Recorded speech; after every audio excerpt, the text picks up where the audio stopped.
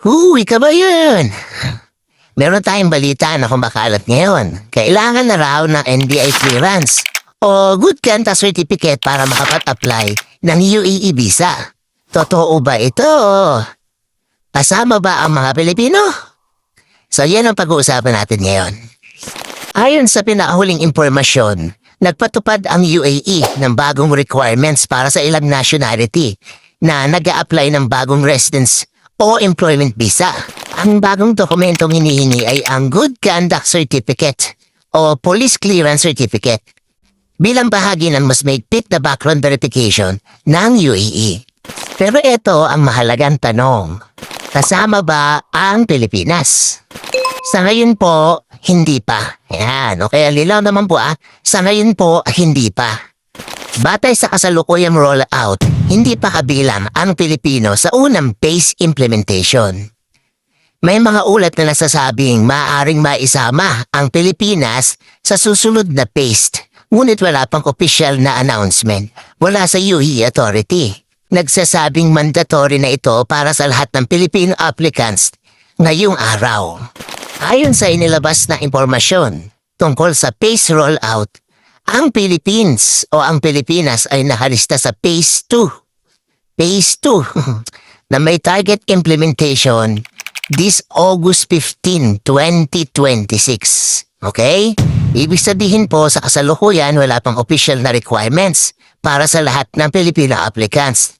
Pero nakatakdang ipatupad ito kung walang magiging pagbabago sa announcement nila. Ano ang maaaring hingin sa mga Pilipino kapag nagsimula na ito? Kung ipatutupad na ito para sa Pilipinas, maaaring kailanganin ang NBI clearance o yung Good Conduct Certificate o Police Clearance. Diba? Ito ay mula sa Pilipinas.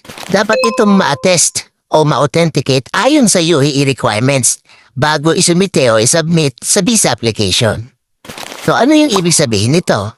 Kung mag-a-apply ka ng bagong UAE Work Visa o Residence Visa, mainam na po na ihanda na yung inyong valid NBI clearance dahil maaari itong required kapag nagsimula na ang implementasyon para sa Pilipinas.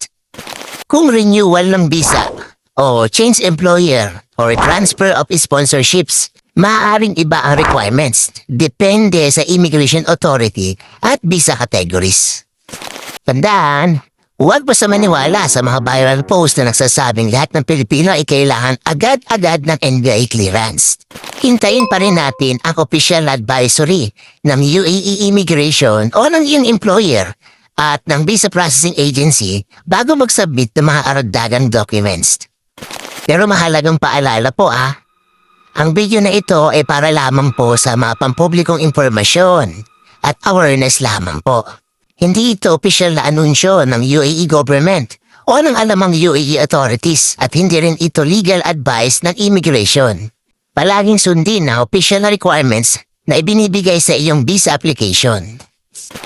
Kung nakatulong ang video na ito, maaari niyo po itong i-share sa inyong mga kaibigan, kamag-anak na gustong magtrabaho o nagtatrabaho na rito sa UAE. Don't forget to like, follow, and share mga kabusog. Ito po ang inyong lingkod si Kabusog, update para sa OFW.